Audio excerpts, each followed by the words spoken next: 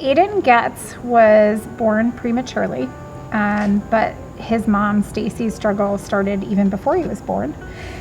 She had what's called premature rupture of membranes, and so started to have leakage of amniotic fluid early on in the pregnancy, which puts her at great risk for a lot of things. And so she was on bed rest for an extended period, and they had really hoped to make it to 34 weeks. Unfortunately, Aiden had other plans. It was New Year's Day in the morning that I started getting really bad cramps to the point where I was in tears. I knew something was wrong, that I haven't felt those before. We went straight down to Geisinger at Danville. When we got there, we got up there and got into the women's health, and they put me under anesthesia. So I didn't know what was going on after they started wheeling the table, and I woke up and my parents were there, and they gave me a photo of him in the incubator. Aiden was born somewhere around 28 weeks. He did receive steroid medication, which does help with lung development, but because he was born early, he had a lot of the problems that we can see with infants that are born too early. The biggest being that his lungs were very immature and sick. Geisinger explained that with my water breaking so prematurely, he lost that fluid, and that fluid was there to strengthen his lungs. He was aspirating.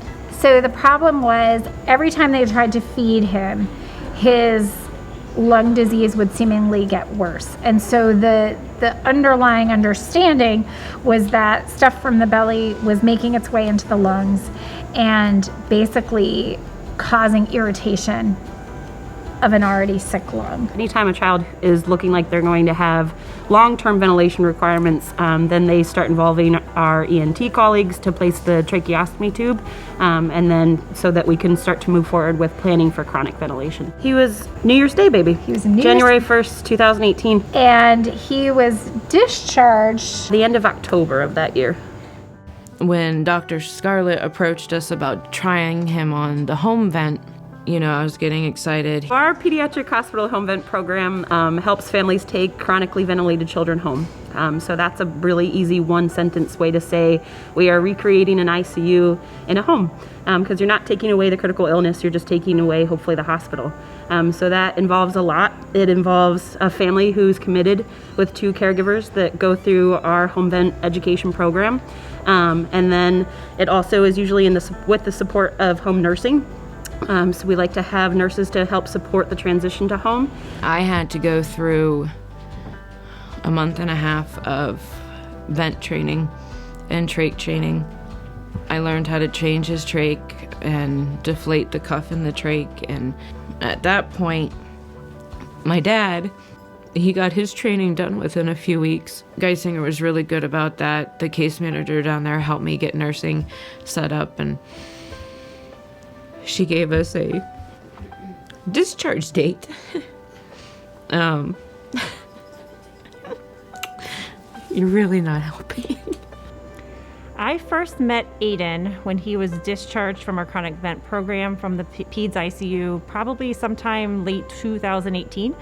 When I first met him, he was a typical child that came out of the chronic vent program who had a lot going on. He had a lot of devices that he needed in order to keep him living, not only his life, but to live his life at home.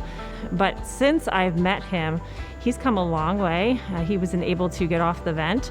He's been decannulated from his tracheostomy. He still has his G-tube that helps him to eat and maintain his nutrition and hydration status at home. But he's made a lot of progress in all realms of his medical care.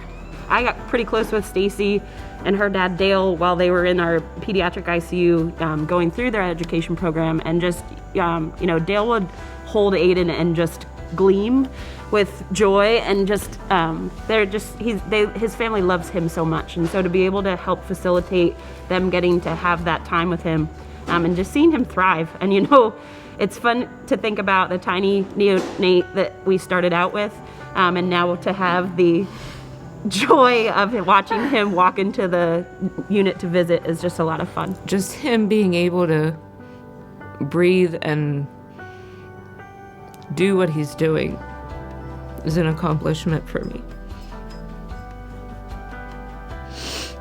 He is not the boy that I thought I would have when we were in the hospital.